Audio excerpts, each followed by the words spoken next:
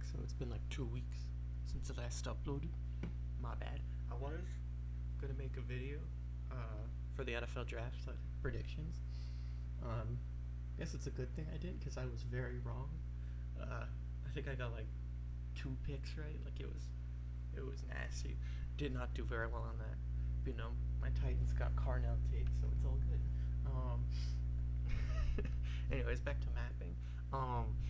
I did say the last episode in the description that I was going to be retconning the alliance part. I was going to be redoing all that. So you'll see that here today. You can see it already. I kind of have a baseline for what the alliances are going to look like right here. So on the Estonia block, we have them, the Polish country, and then the long yellow Kazakh country. So we'll be seeing those two in the Estonian alliance. And as for Rome, they have a powerhouse alliance. They have themselves, Rheims, obviously, they're very close. And then obviously the old empires block also kind of joined into theirs. So then Caspia and Caucasia also join the alliance. And Caucasia does not like Estonia, so dumb nice rivalry going there. But I think this is a good foundation to work off of. Now, before I start going into expanding these two alliances, I want to start out with a little bit of a power ranking so that we kind of understand how power looks in the world right now. So, number 1 right now is Rome. Nothing's changed there. It's still them. They're the strongest in the world. They ball. Number 2 is now China. They've been developing very fast into a real powerhouse. Oh, that's one more thing I didn't mention. I updated the cities map. I put down a crap load more cities, made it look nicer, I think. You really see these like giant population centers in the old empire in India, and definitely China, and even Japan, Asia, Africa. I updated the city map, so hopefully it looks better. But where was I? Did I just close it? No. I did not. Okay. Back to painting. China's number 2. They've been growing very fast, and they've overtaken the old empire. And another country that has is Estonia up here. They've been growing fast too. They're at odds with Rome. They're stronger than the old empire. The old empire is 4th place. Here, let me draw a little 4 real quick. Boop. They're 4th place. They're still, like, I would say in the same power level, like, as like China and Estonia in the same like power bracket. China's closer to an old empire than they are to a Rome, basically. So these 3 are all kind of on similar levels of strength. Jumping to number 5 here, we have kind of a gap, but it's the Indian Union at 5. I think that's fair. And then their neighbor Burma Siam at 6, another Union-like country. At 7, we have Japan. Get to be pretty strong to rival the 2nd strongest country in the world, as frequently as they do. At 8, now here's where things get a little trickier, I guess you could say. I've been thinking about who's 8 and whatnot. Number 8's going to be Scotland. Whoa, I just bugged out. Here, I'm just going to color with the red. Number 8 is Scotland. They're a pretty big industrial power over here in Western Europe. They have Iceland, Greenland. They have a lot of resources from the New World. They have a colony over here in Nova Scotia. It's one of the more profitable colonies. It's pretty good. It's sunshine and daisies in Scotland in this world. 9. I've been thinking about who's number 9. I'm gonna put it as this green country over here in West Africa. They're pretty powerful. They have a sizable Caribbean / like just Yucatan Caribbean empire, I guess you could say. They're doing very good, and they possess a lot of power, and it will soon be unleashed. As for 10, I'm not entirely sure. I guess this is up to interpretation. I'll say it's either Rheims over here in the Adriatic or the regressing Punt Empire over here in East Africa. So, whichever you think, it's is. I would probably be more inclined to say Punt is 10, and then Ream is 11, but whatever. So yeah, this is a pretty strong alliance. These two are also probably like top 20-ish. So you have like strongest country in the world, number 1, number 4, number 11, and then like 2 strong powers. Compare that to someone like Estonia, who is 3rd, but these guys probably aren't top 20, and the Polish definitely aren't. So yeah, but that also means that Estonia is going to be looking for some allies. That's not what I was trying to do. Hold up. There we go, that's more like it. We're on layer 3. Ooh, yeah, okay. They're going to be looking for some expansion in their alliance. So they're going to reach out to a neighbor, sort of. It's pretty close to them. The Scottish. The Scottish are going to be reached out to by Estonia, who's going to be like, hey, do you want to join our alliance? We know you're not the biggest fans of Rome with their occupation of Ireland and their kind of expansion of influence in the British Isles. They're impeding on your power. So Scotland's like, we'll think about it. And in the end, they do decide to join the Estonia's pact, the Estonian alliance. And draw a triangle like that. And then bucket, clickety-clack. There we go. So Estonia's picked up Scotland in their alliance. So that's pretty cool. This will urge Rome to reach out to a country that now is surrounded basically on almost all sides, on their like north and west side, by Estonian influence, which is going to lead the Danish Prussians to join in on Rome's pact. They're very worried about the influence of Estonia and the threat of them. So they're going to join in on good old Rome's alliance, it's all good. Low-key, I just realized that these two, I think, have different border colors than these. It's like a pewter color, but I don't care. We'll switch back to this one though. So it's kind of a maybe not even trade, but like they both get countries. So Estonia's going to start mass reaching out. They're like, dude, our alliance is so much weaker than Rome's. We need to start getting a lot of countries on our side, or we are going to get crushed. So they reach out to France next. And while France is very apprehensive, they're like, okay, look, we border Rome. We might get destroyed here. Estonia does manage to convince him in the end. They're like, look, Scotland's right there. We could get you support. You can attack Prussia, gain some land there. Maybe you can gain back some of the historic coastal Mediterranean land over here if we can get Rome to fall. We need everybody we can get. And if France does join conditionally, because there's one other person that Estonia's been reaching out to who will join the alliance, but for now, let's start by adding France into it. I'll color this in later. I'll be right back, because let's reach out to that one conditional country. Here they are. India. Big India. They are going to join in on Estonia's side of things. And one of the big reasons they do is because they do not like the old empire. They beef. They don't like the old empire, and they don't like Caspia. So this gives Estonia a massive ally over here in this South Asian area to rival old Empyrean influence. And we color in France too. So Estonia's definitely making some moves. Now they have the 3rd and 5th most powerful countries in the world on their alliance. It's not quite 1 and 4, but 3 and 5 solid. It's even-ish, Plus they have like Scotland, who's a top 10 power, and it's looking good. It's looking pretty good, which is going to lead to Rome being like, well, I don't want to be at a disadvantage here. we gotta get some more allies too. So they'll continue scouting around, and they'll find one right here in their own backyard, I guess, in Europe. This is an old country, the former Mediterranean French country, France.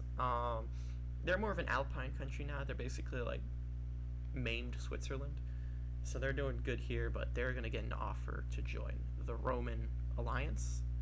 And seeing this as an opportunity, maybe, to reclaim some lost land, they're going to take it. They're going to join in on the Roman alliance. Big day for tiny little Alpine France, formerly Mediterranean France. Now, in Europe, there's kind of an elephant in the room because deep in the middle here, we have Austria-Hungary. Austria-Hungary has gotten offers from both sides. Both sides want to throw them into their alliance, right? Because they're a pretty big building block. Like if Estonia gets Austria-Hungary on their side, they could start attacking Rheims and like the Adriatic parts of this alliance through them. If Rome gets them, they could start attacking through Poland and directly into Estonia. It's kind of hard to do that now. They have to like funnel troops all the way up through Caucasia, and that's kind of difficult. That's a long journey to make. With this one, it'd be simpler, just straight line, just boop, straight in. So, pretty big gain if anybody could get Austria-Hungary. We'll check up on that in a moment. As for over here, Belarus is in a weird pickle because on one hand, they're pretty closely aligned to Estonia. However, they want to remain neutral, and they will remain neutral. They're not going to join in on anybody's alliance. They're not going to join Estonia's. They're not going to join anybody.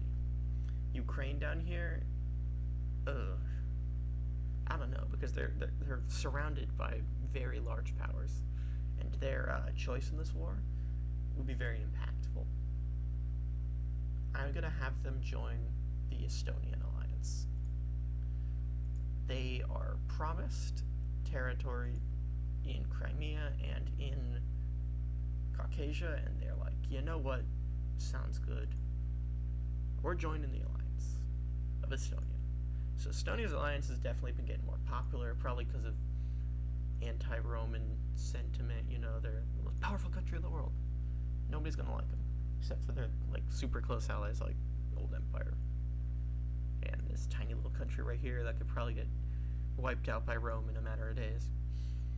Over here in the Balkans, I mean, definitely some big events happening recently. You know, Sparta fell apart. We have Olympia, and Olympia might be inclined to join Rome, but also Rome like took the island of Sparta and took Crete, and the Old Empire took all the Greek areas, or not all the Greek areas, all the Anatolian areas. They took Rhodes.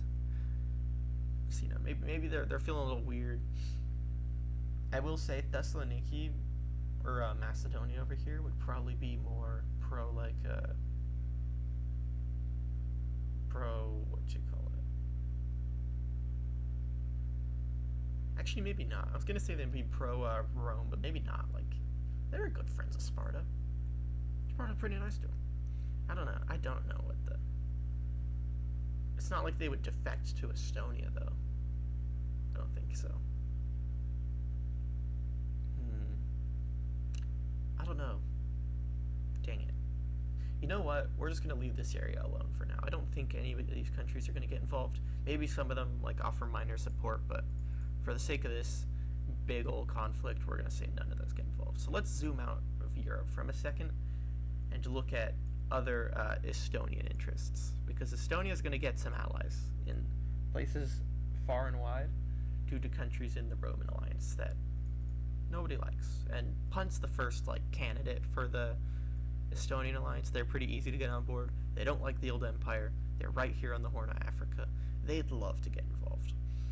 And with them joining also comes this, I almost call them Estonia. Ethiopia is one to join because of their long-term history with Punt. Ethiopia is to punt what Ream is to Rome. Like, definitely some of the closest like country relationships here, in the whole world. As for up here, this like Sudanese South Egyptian country, I don't know if they're a stable enough, like strong enough country to join an alliance. I think they're still pretty weak. You know what? We'll have them joining an alliance. We'll do this. I haven't colored these in, so let me get my paintbrush. Let's start. I'm gonna have this country here joining Rome. They kind of know that if they defy Rome, they're gonna get destroyed. Plus, they see potential gains over here in Punt and Ethiopia. They want to really cement themselves as a power. Will that happen? I don't know. And then Estonia's little gang here in East Africa will have an impact, because now these countries are thinking like, well, this war of alliances is spread down to Africa. Maybe countries over here start getting involved. Like, what does this big purple Tanzania country think? They're pretty strong. They would probably have an opinion on this, but their opinion is just kind of standing back. They don't really want this war to spread to Central and South Africa. They're like, listen, we just gotta chill. If we just chill, nothing's gonna happen. It's all gonna be sunshine and daisies. And they're wrong, because Angola's got a bone to pick with everybody, and they want some insurance from big European countries, so they're going to join in an alliance, and that alliance is the Roman one. If I can find the color. There we go. They're joining in on Rome's alliance, which makes all these countries very worried. Worried's an understatement. They're freaking out. They're like, God damn it, Angola's gonna kill us all. We need to start joining in on some other alliances. And so we'll see a domino effect over here, where Tanzania, I think, would still be neutral, but like South Tanzania, they're going to Estonia's alliance. Mozambique down here, Estonia's alliance. This then, like, I don't know what this lake is called, but like Malawi-ish country, Estonia's alliance. So Rome did get Angola, but at a cost, because now we see a real domino effect over here in East Africa. Still, the major powers aren't like jumping into the alliance, like Tanzania proper, Greater Tanzania. North Tanzania is not really doing anything. The big like super freaking, like, what would you call this? Zambia? Not even Zambia. I think I called it Zimbabwe. That's where their capital is about. It's like super Zimbabwe. They're not getting involved. Greater Botswana. They're not going to get involved. West South Africa. Surprisingly weak, given their like territory they control and their size. They're not getting involved.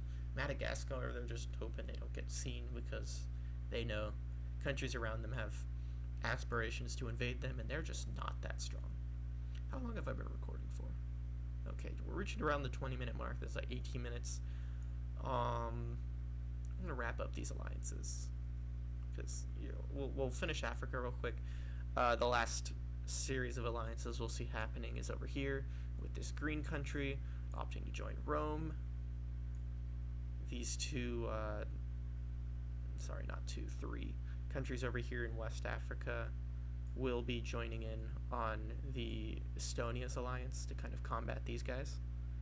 I'll go highlight those colors in. Actually, maybe not these guys.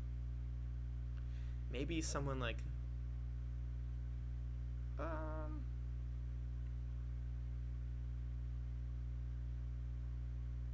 I don't know. Would they all join Estonia's bloc? I feel like at least one of them would be.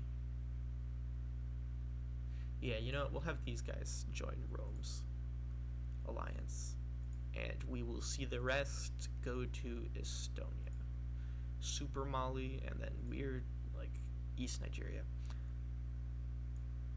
So, zooming out, we see Africa's been involved, but what about Asia? East Asia. They're going to get involved in a very big way. So, starting out, Rome is able to pretty easily get Burma Siam on this alliance. They're like, look, you can invade India. Burma Siam very much wants to, so they're gonna join this alliance. Cambodia is gonna join the alliance against Burma Siam. They're getting annoyed at them. Plus, they just generally would have close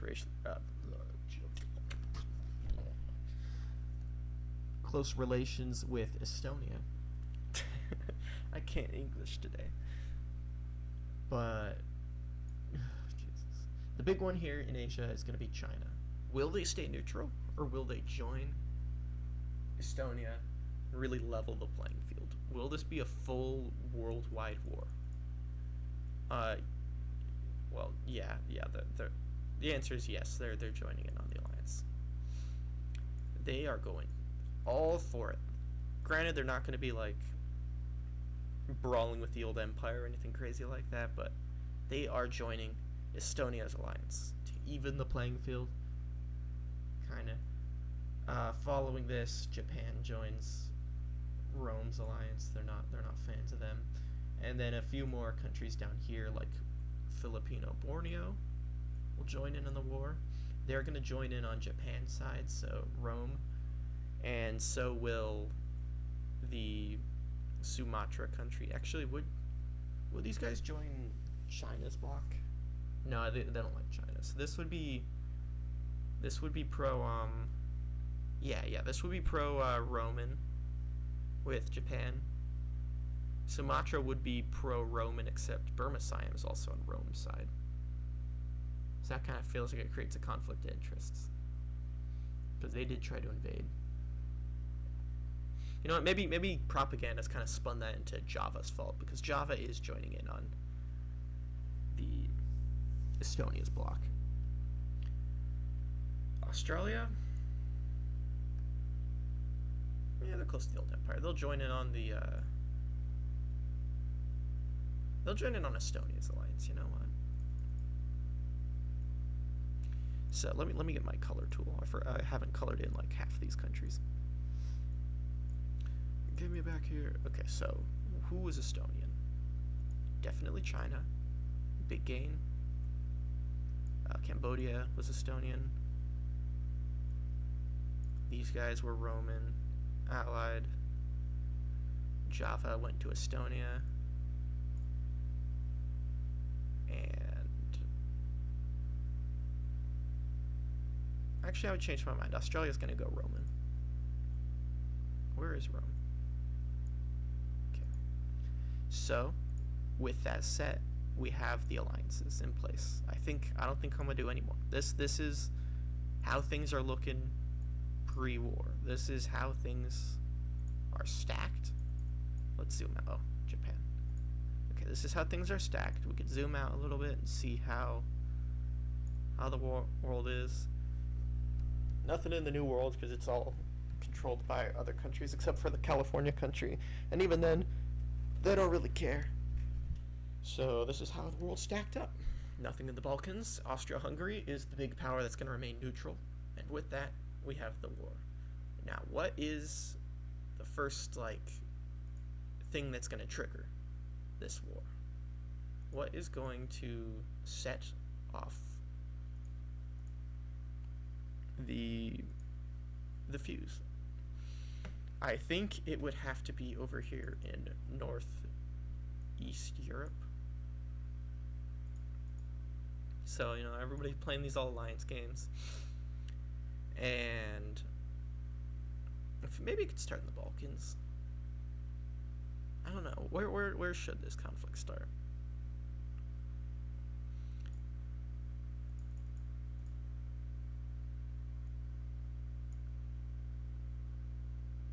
I don't know. You know what? We're going to start it down here in South Africa. Screw it.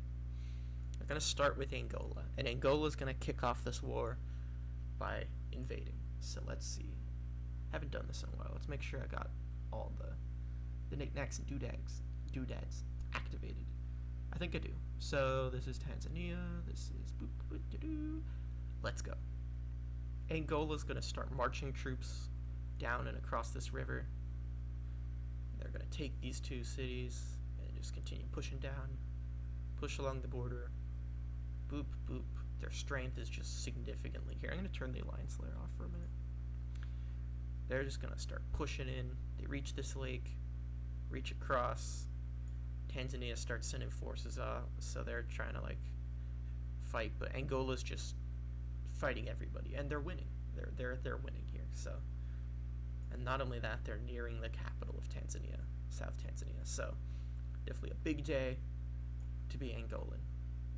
But with this, the war is in full effect. This African bloc has been fully activated, but this is now going to spiral out into the rest, and it's still spread across the continent with Angola's incursion, sponsored by Rome. Their incursion, this is going to inspire the green and lavender countries here in Africa to do the same thing. This green team will immediately start sending forces out in the east side of their country, spearheading to major cities and capturing them, and from there just blitzing out, all out, into the Malian country. I really like this border up here, this like, the way this looks, so I'm not really going to touch that, but such a nice border. Look at that. That's great. Anyways, they're also going to kind of push out this way, out here, with aspirations of reaching the Malian capital. I don't know what it would be, but they're going for it. So yeah, big invasion by them. These guys are going to attack them mostly. They're going to start sending forces out trying to capture the capital. They capture like one major city before a massive counteroffensive makes them realize, ooh, they're not as weak as we thought. They push out across all borders, capturing these two cities.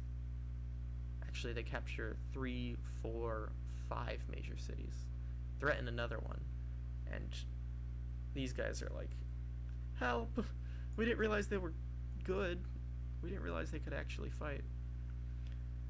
So yeah, definitely big losses happening over here, and as I said, it kind of just spreads across the continent.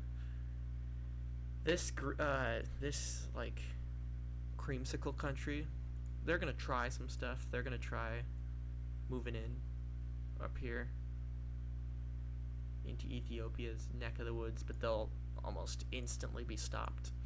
And from there, it is a nightmare for them. They lose out big time. They lose pretty much the entirety of the South Nile instantly. Over here, it's pretty much desert. It's kind of hard to occupy Ethiopia, send some specialized forces in to capture it, but not much. From here, it's just a race down the Nile. Same with Punt. They'll also occupy like a little bit of land over here. But for the most part, they're gunning for the Nile, and their military assets are flowing through Ethiopia. However, those resources pretty much stop when the old empire attempts a naval invasion while they're distracted. They do land in between these two cities, but are unable to capture anything before they are kicked out by Punt. So here we are. The war is kind of running into full motion. It's been slowly spreading northward, and now Rome is going to start their engines of war and begin getting into motion toward France. France loses 3, 4, 5, 6 major cities along the Roman border in the first week of the war. They're not cut out for this. They're like, ooh, maybe we made a mistake. Rome will then send forces in their Iberian wing to conduct a landing in Brittany, France, which they do successfully. They just occupy this, and it becomes a stronghold. And from there, they launch another invasion to attempt a landing in Cornwall. It does not go well. They fail. However, over here, it's obviously friggin' sunshine and daisies for them. They're doing very good. This Alpine country will also put forth their best effort. They take a little bit of land, capture this major city over here. They're not strong enough to do a whole lot, but you know, they're doing pretty good. They're doing mighty fine. So Rome has definitely been balling. Let's see how Estonia's doing. Them and the Polish country have a desire to destroy Danish Prussia. The first incursions of the war will happen over here in Scandinavia and Sweden. They will be pushed back pretty fiercely across all fronts. Estonia will capture this major city here and divide the Scandinavian claims of Danish Prussia into two. And very quickly, without a super easy connecting line, Estonia's forces will reach out and capture the entirety of the Nordic coast here. And from there, their forces will just continue to push down, wiping out everything here, until it's just these two cities here in South Sweden. Estonia's threatening. But they're not just threatening from that angle, because they capture three. I'm going to turn the layers off. Capture three major cities over here in eastern Prussia, their Prussian area. And Poland's also going to get in on this action. They're going to reach out, capture these three, and put in the work. They're coming. They want a lot of land. They're very small. They're coming for all of it. So Estonia's doing some damage there. Their friend, the Ukraine country, and them also have aspirations in Caucasia. They want some of this land. And Ukraine will be the first one to reach out. They're going to capture this major city and like cut off Crimea from the rest of them. They have a bridge. They can access this area easily. But they are trying it. They're going to take some land in Ukraine, in Caucasia. However, the big invading force obviously is Estonia. They've been building up their military to be huge, and they're coming for Caucasia. Particularly their like more northern rural areas. They want it all. They're taking everything. Their entire northern border looks different in a matter of months, as Estonia just sends everything in across the border. They take a boatload of land. Just a giant amount. They give them a haircut. They take a lot.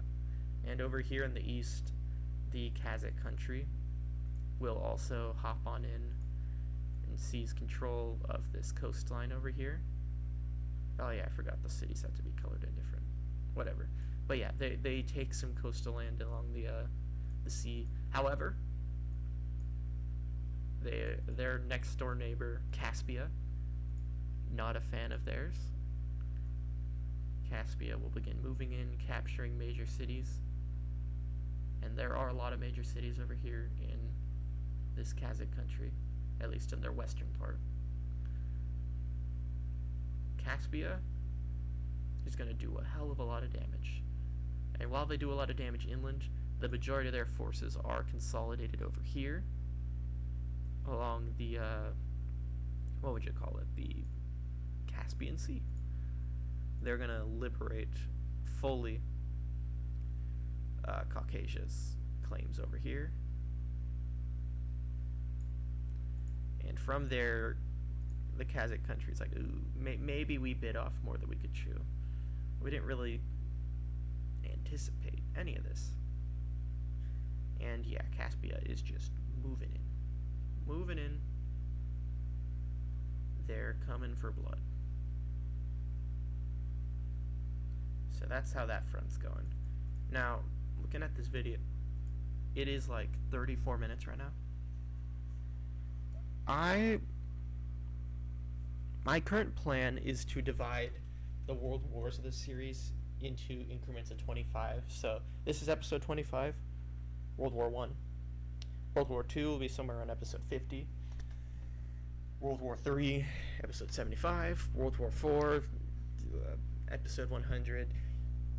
I'll probably, I don't know. I might move my content a little bit away from mapping, but I don't think we'll ever fully like trash Wixo. So maybe episodes beyond 100. Maybe after 100, it's like season 2 continuing with the same map, or not. Maybe a new map. Maybe they go to Mars. I don't know. Fun. Lots of fun to be had. That's way in the future, though. This is episode 25. And I didn't upload for 2 weeks, so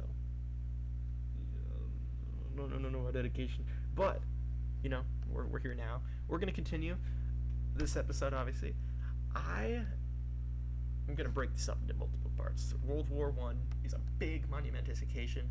This is happening somewhere in like the 1830s, 1840s, pre-U.S. Civil War. But the New World isn't super colonized, so yeah, whatever. It's gonna be great. It's gonna be good. This is gonna have to be more than one episode, though. So episode 26 will probably be the conclusion of World War I. But let's get back into it and continue. This is gonna be a 40-minute video. So, over here in Old Empire India rivalry, this is fierce, and Persia is pretty much the battlefield they're playing.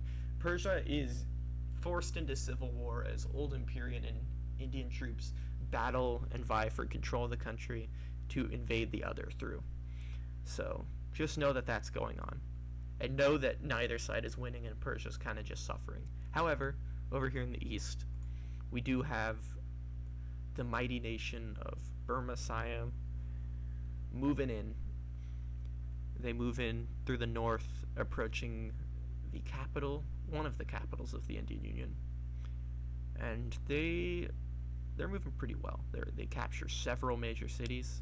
They kind of reach this like chain of cities, the outskirts of it. They can't penetrate through, but they completely capture everything outside of it. In the south too, they also do capture a series of cities, furthering their coastline. And in this inland area, they do capture this like more rural area. So Burma Siam's coming. However, Cambodia is going to put up a fight over here in the east part as Cambodia moves forces in this kind of nook, capturing it, capture a couple major cities, and they're chilling. They're capturing major cities. It's kind of this block of 3 cities blocking them, but it isn't blocking them. They go right on through. They capture pretty much every Burma Siamese major city along their border, and by the time things settle into like a reevaluation period for Burma Siam, they're like, damn, Cambodia is messing us up in the east part, particularly in our Siamese area, which we're Burma Siam. You can't let Siam fall. Then we'll just be Burma. Not that that's bad, but you know, like I'm just saying, like, you know, you don't want to lose your power, your culture. So they are gonna fight back. However, it's gonna take a minute. Over here in Estonia, Sumatra. I can't English today. Over here in Sumatra and Borneo, Java's about to get messed up. They're simply not gonna. It's about to be a bad time. Sumatra's gonna whip out the Uno reverse card, slam it on the table, because Java's about to catch some of their own medicine. I didn't say that right, but who cares? Sumatra, with help from Borneo, is going to conduct a naval landing across the entire west side of the island, capturing one major city and entering one of the densest population centers in the world. So Borneo is going to help out. They do gain a foothold, but it's going to be hard moving into that area. So Borneo is going to help them by coming in through the east. They capture the Timor Island. They bounce from city to city. It wasn't guarded well enough. They capture that. Over here, I think that's Bali, but I might be dumb. They capture that. They capture this, and they capture that. This and that, and this and that. And they continue pushing military into Java, just completely surrounding them. But that's not all. But wait, there's more. Australia. They joined Rome's alliance for a reason. They don't like Java. They could gain more land in their native continent home, and they will. They're just going to start sending forces out across the sea, moving towards the major cities of Java's Australia claim. It's pretty barren. This is not a very well-developed area. It's pretty much just used for resources. So the few cities they do have are very easily captured by the Australian country. Borneo could also go after the Australian claim. I think they would, but not like anything crazy. They're just gonna go up here and capture like this. Maybe they do a little bit of like claim of lands in the outback, but it's not like they're going in here. Most of this is gonna be the true Australian country doing the most damage. And they will reach out over, capturing this stripe of land around these two major cities. From there they push in behind and capture both of them, and they near this city before their advances stop to recoup and resupply. But they've done a lot of damage to Java's Australian colony, and they will do more. They will do much, much more. Another thing about this episode I'm realizing is like half of it was just explaining the alliances, so the actual changing of colors on the map in the fighting period will take longer. But anyways, after the resupply, Australia moves out here, reaches out to the coast, kind of cutting this area off. This area is not entirely weak, but it's definitely weak enough for Australia to just slowly, through attrition and sheer military might, this area loses out. And from here, Java's claim kind of just falls into disarray. Like, sure, they have the claims over here, but it's not enough. Australia's forces are just moving up with ease, capturing major city after major city. Eventually, they kind of just take control of a large chunk of the outback. Continue moving in. They kind of reach this nook right here, which is more stable, but even still, like, it doesn't take much. They kind of just go around again and just take all of this. Goodbye. Another huge claim in the outback. Just, oi. It's all Australian. From here, this last little territory, maybe Java would try to hold on, but I think they just send every force they have, just send everything back to the homeland to defend against their invading powers. Australia is going to sit down with Borneo, figure out how to like divide this up for now. It's gonna look something like this. Australia is gonna claim all of this, all the southern part, and Borneo's Australian colony is going to be annexing everything else up here in the north. So zooming out, we see Australia has Estonia's influence in Australia has fallen. It's not here no more. They've fallen. The old empire's here too, so they could have been supplying them, you know, with their New Zealand claim. But yeah, Java is under fire. Over here in China and Japan, more the usual, you know. Japan and China are engaged in an intense naval battle, of which Japan is doing better than you'd expect. They're winning the naval battle.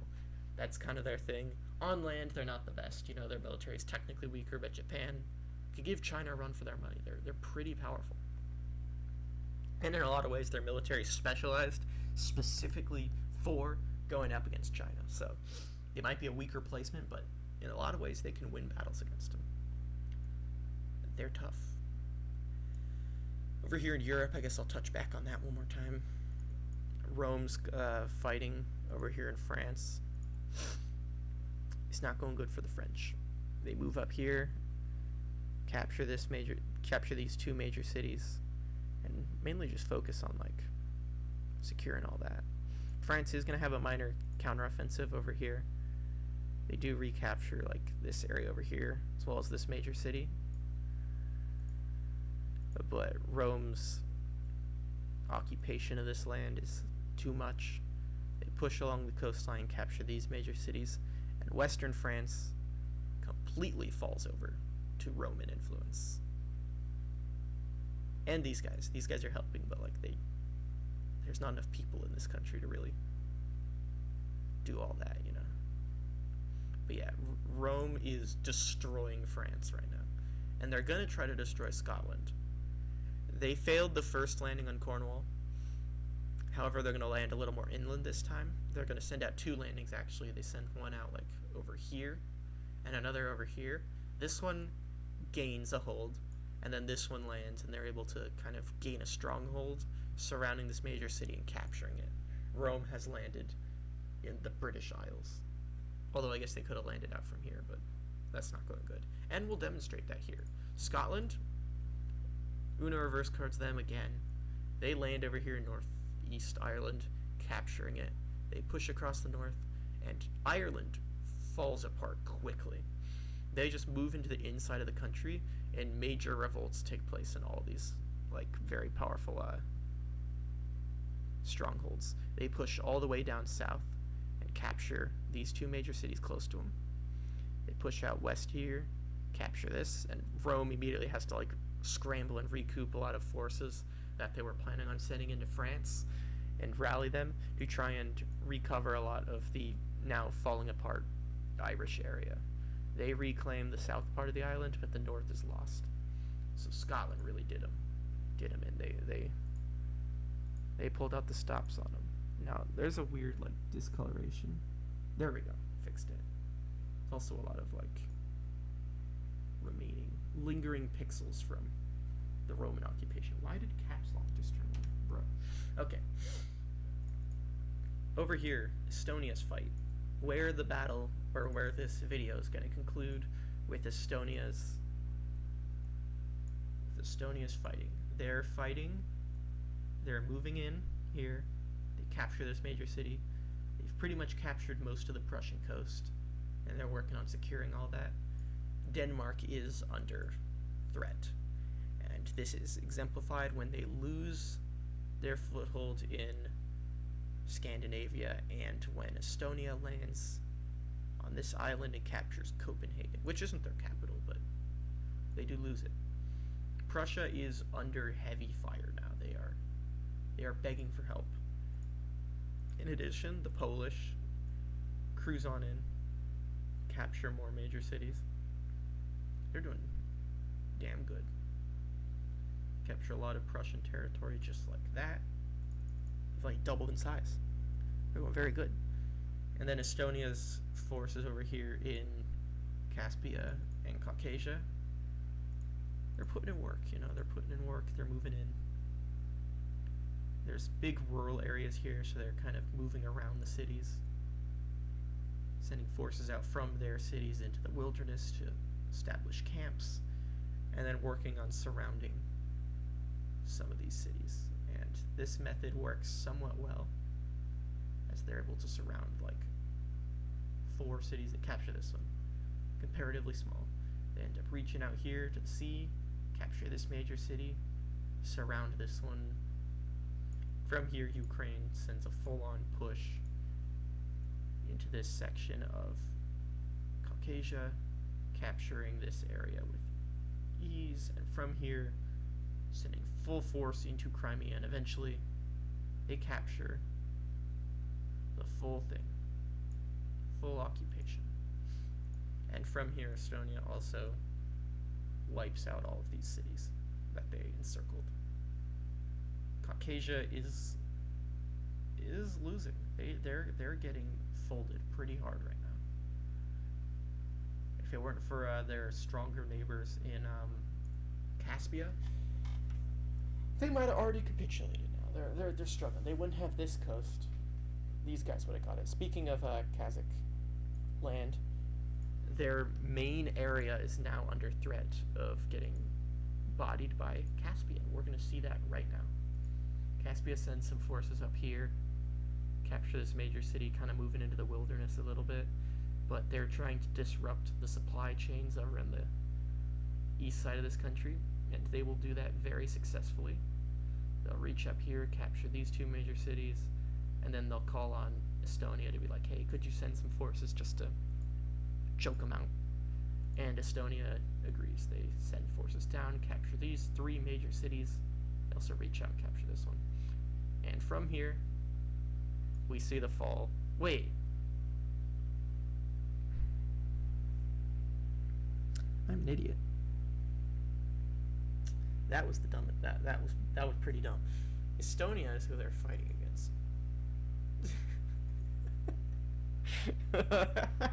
Oh my god, I'm freaking stupid. Okay. Yeah, no. You know, I have a feeling Estonia wouldn't do that, you know? I don't think they would. Plus, now I'm realizing that Kazakhstan could probably just get forces. They could send it through Estonia into their country. Oh god. That was an incredible blunder. Jesus Christ.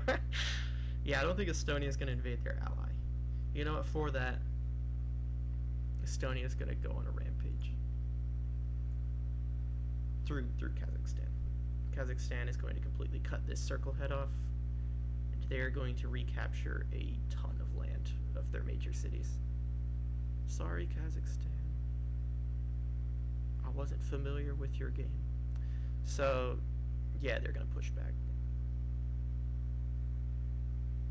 Push back all of that, and they're going to threaten a few Caspian cities now.